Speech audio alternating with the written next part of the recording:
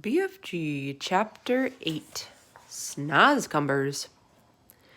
But if you don't eat people like all the others, Sophie said, then what do you live on? That is a squelching, tricky problem around here, the BFG answered. In this slosh-flunking giant country, happy eats like pineapples and pig winkles is simply not growing. Nothing is growing except for one extremely icky-poo vegetable. It is called the Snozzcumber. The Snozzcumber, cried Sophie. There's no such thing. The BFG looked at Sophie and smiled, showing about 20 of his square white teeth. Yesterday, he said, we was not believing in giants, was we? Today, we is not believing in Snozzcumbers. Just because we happen to have not actually seen something with our own two little winkles, we think it is not existing. What about, for instance, the great squizzly Scotchhopper? I beg your pardon, Sophie said. And the Humpelcrimp. What's that? Sophie said. And the Rap Rascal. The what? Sophie said. And the Crumpscuttle. Are they animals? Sophie asked. They is common animals, said the BFG contemptuously. I is not a very know-all giant myself, but it seems to me that you is an absolutely know-nothing human being. Your brain is full of rotten wool. You mean cotton wool, Sophie said. What I mean and what I say is two different things, the BFG announced rather grandly. I will now show you a Snozzcumber. The BFG flung open a massive cupboard and took out the weirdest looking thing Sophie had ever seen. It was about half as long, again, as an ordinary man but was much thicker. It was as thick around its girth as a perambulator. It was black and white stripes along its length, and it was covered all over with coarse knobbles. Here is the repulsant Snozzcumber, cried the BFG, waving it about. I squoggle it, I despise it, I desponge it. But because I is refusing to gobble up human beings like the other giants, I must spend my life guzzling up icky-poo Snozzcumbers instead. If I don't, I will be nothing but skin and groans. You mean skin and bones, Sophie said. I know it is bones, the BFG said, but please understand that I cannot be helping if I sometimes is saying things a little squiggly. I is trying my very best all the time. The big friendly giant looked suddenly so forlorn that Sophie got quite upset. I'm sorry, she said. I didn't mean to be rude. There never was any schools to teach me talking in giant country, the BFG said sadly. But couldn't your mother have taught you, Sophie asked. My mother, cried the BFG. Giants don't have mothers. Surely you is knowing that. I did not know that, Sophie said. Who ever heard of a woman giant? Shouted the BFG, waving the Snozzcumber around his head like a lasso. There was a woman giant, and there never will be one. Giants is always men.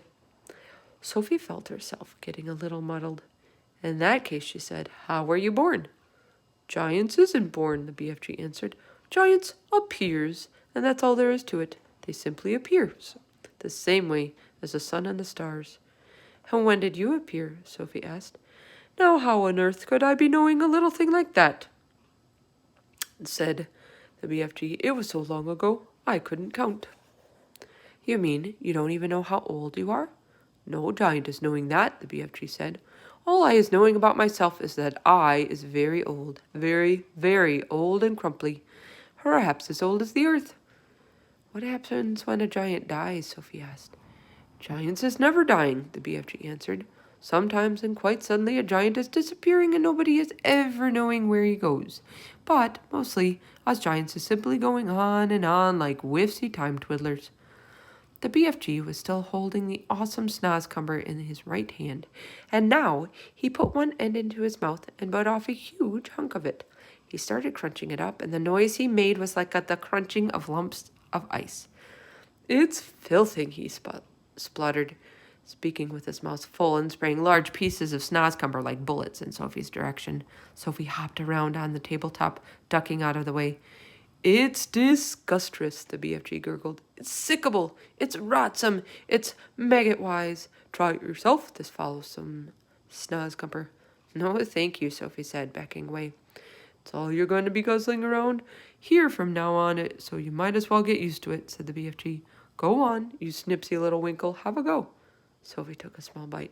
Ugh, she spluttered. Oh, no, oh gosh, oh, help, she spat it out quickly. It tastes of frog skin, she grasped, and rotten fish. Worse than that, cried the BFG, roaring with laughter.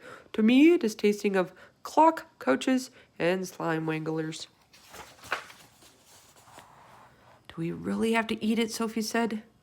You do, unless you is wanting to become so thin you will be disappearing into thin air, Sophie said. A thick ear is something quite different. Once again, the sad, winsome look came into the BFG's eyes.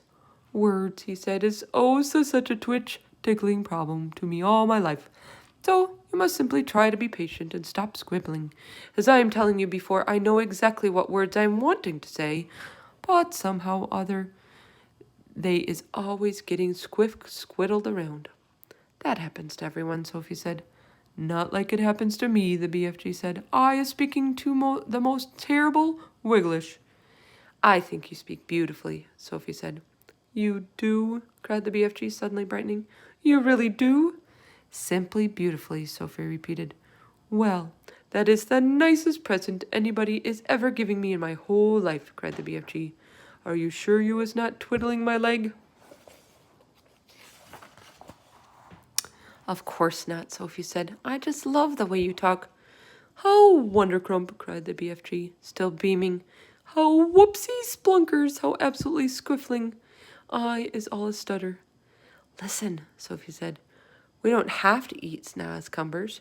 In the fields around our village, there are all sorts of lovely vegetables like cauliflowers and carrots. Why don't you get some of those next time you go visiting? The BFG raised his great head proudly in the air. I is a very honorable giant, he said. I would rather be chewing up rotten Snozzcumbers than snitching things from other people. You stole me, Sophie said. I did not steal you very much, said the BFG, smiling gently. After all, you was only a tiny little girl.